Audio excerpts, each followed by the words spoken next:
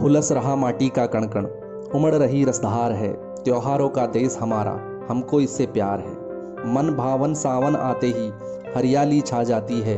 राखी के दिन बहन खुशी से फूली नहीं समाती है। घर बाहर झूले ही झूले, गाते राग मल्हार हैं। त्योहारों का देश हमारा, हमको इससे प्यार है। जी हाँ, विविधताओं को एकता में समेटता हमारा देश त्योहारों का देश है। अपने यहाँ सभी धर्मों के अनेकों त्योहार बड़ी ही धूमधाम से, खुशियों के साथ, प्यार प्रेम से मनाए जाते हैं। हर त्योहार की अपनी कुछ अलग ही विशेषताएं होती हैं, उनके हिसाब से उन्हें मनाते हैं। इसी तरह का एक अनूठा त्योहार है रक्षाबंधन। श्रावण मास की पूर्णिमा को मनाए जाने वाले इस त्योहार में बहन भाई की कलाई पर रक्षा सूत्र बांधकर आरती उतारती है और भाई इस रक्षा सूत्र के बंधन को निभाने का वादा करता है। इसके अलावा इस त्योहार में भी वह सब कुछ होता है जो अन्य त्योहारों में होता है, जैसे शुभकामनाएं, मिठाइयाँ, उपहार आदि। अब बात करते हैं रक्षाबंधन को मनाने की, तो इसके संबंध में 5 अलग अलग पौराणिक मान्यताएं देखने में आती हैं। पहली मान्यता, भविष्य पुराण की कथा। पौराणिक मान्यताओं के अनुसार धरती की रक्षा के लिए देवता और असुरों में 12 साल तक युद्ध चला, लेकिन देवताओं को विजय नहीं मिली। तब देवगुरु बृहस्पति ने इंद्र की पत्नी शची को श्रावण शुक्ल की पूर्णिमा के दिन व्रत रखकर रक्षा सूत्र बांधने के लिए कहा।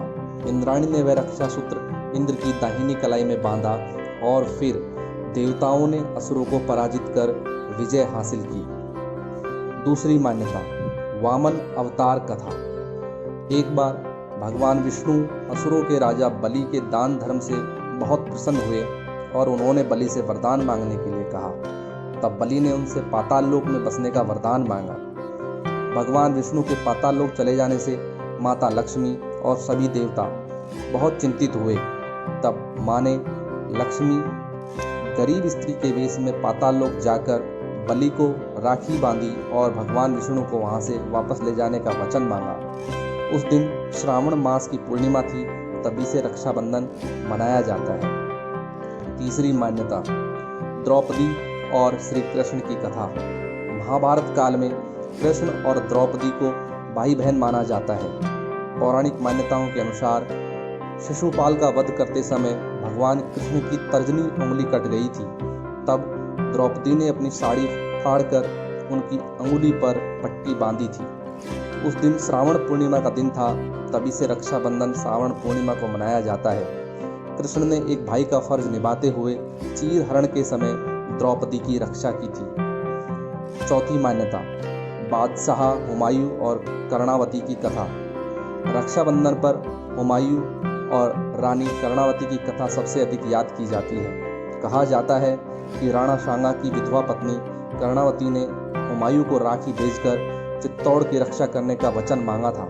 हुमायूं ने भाई का धर्म निभाते हुए चित्तौड़ पर कभी आक्रमण नहीं किया और चित्तौड़ की रक्षा के लिए बहादुर शाह से युद्ध किया, लेकिन समय पर नहीं आने के कारण कर्णावती को जौहर व्रत धारण करना पड़ा।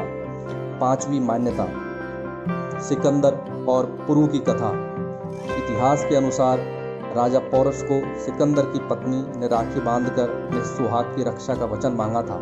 इसके चलते सिकंदर और पौरस ने रक्षा सूत्र की अदला बदली की थी। एक बार युद्ध के दौरान सिकंदर ने पौरस पर हमला किया तो वह रक्षा सूत्र देखकर उसे अपना दिया हुआ वचन याद आ गया और उसने पौरस से युद्ध नहीं किया। ये 5 अलग अलग मान्यताएं इस त्योहार से संबंधित प्रचलन में हैं।